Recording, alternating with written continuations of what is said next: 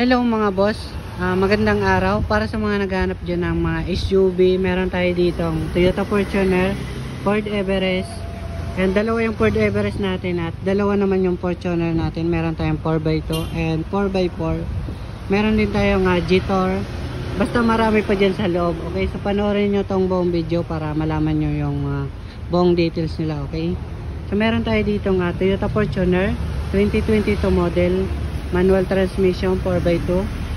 Ayan, 48,000 mileage.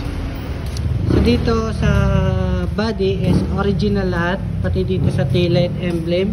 Ayan, makikita nyo sa plaka, napaka fresh pa nito. All original paint. Hanggang sa gulong mga 90% naka Goodyear Wrangler na kayo, and original mags, napaka fresh pa.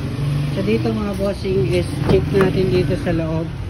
Ayan mga boss, so bali manual transmission, 4x2, may mga nakabalot pa and malinis yung ceiling, all power mga boss. Okay, so wala naman tong problema, wala naman issue. Babanggitin ko yung presyo ay nagkakalaga ng 1,190,000 asking price, so negotiable. Meron tayo ditong Ford Everest mga boss. Kung gusto niyo Ford Everest, dalawa na rin yan.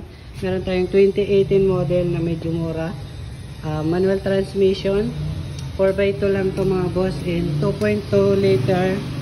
Makinis na yung body. Sa gulong, ayan, yung mugs nya, and dual-air automatic Bridgestones. Okay, so ang gulong nya is mga 70% pa naman. Tapos dito makikita natin sa interior, ayan, manual transmission and 4x2. Ayan, nasa 75,000 mileage. Okay naman to mga boss, all power naman to. Lahat ng nilalatag namin is all power. Nandito naman tayo sa loob. Ayan, okay naman, maluwag naman. Halos yun lang naman sila ng Toyota Fortuner. Basta mga SUV is maluwag naman.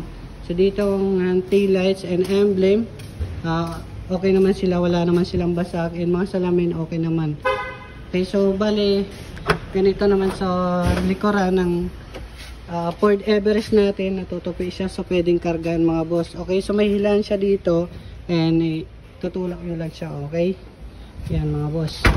So babanggitin ko yung presyo niya. Ay, wala pa pala itong mga presyo boss. So comment na lang kayo sa comment section kasi kakarating lang nito. Okay, so comment na lang po kayo sa dito sa presyo. Meron naman tayo dito 2017 model na Ford Everest. Kung gusto nyo naka-titanium automatic transmission, meron tayo dito 2.2 liter na naman sila. Ayan, 2.2 liter engine. Yung mags nyo napakaganda. Kung sa gulong is mga 90% pa naman, napakakapal pa naman. Okay, yan, bagong bago pa. Bali, 4 na gulong na to. And dito sa mga paint, original paint, and sa taillight, walang basag. Ayan, linisin lang, buffing. Ayan, medyo may aralikabok lang, pero yan, papagandahin natin yan kapag kukunin nyo na to mga boss. So dito naman sa interior, nakalak.